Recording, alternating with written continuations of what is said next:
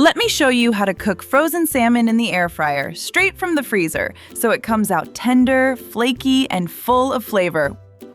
Okay, here I have a piece of frozen salmon that I bought last week and kept in the freezer, so it is frozen solid as you can see here.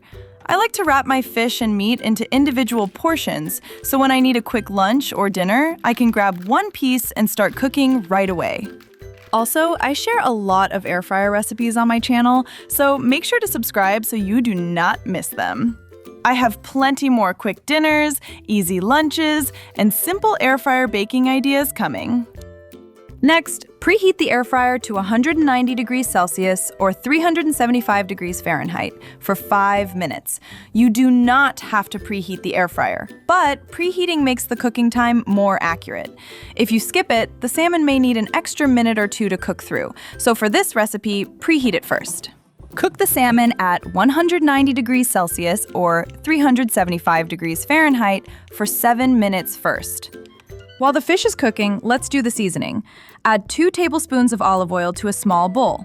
Add half a teaspoon of oregano, half a teaspoon of garlic powder, half a teaspoon of onion powder, half a teaspoon of paprika, and half a teaspoon of salt. Stir until the spices are mixed into the oil.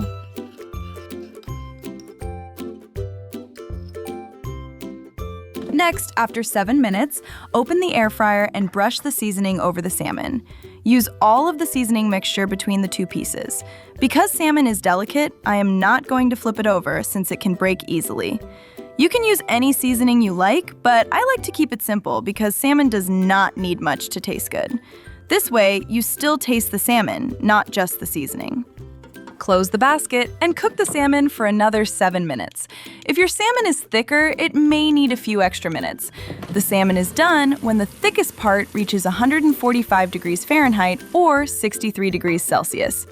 I must say, this salmon came out so juicy and flaky. I probably like it even more when cooked from frozen because somehow it just comes out perfectly cooked without drying out at all. Also, if you have some frozen chicken wings in your freezer, check out this recipe next. I'll show you how to cook them in the air fryer straight from frozen so they come out crispy and juicy without waiting for them to thaw.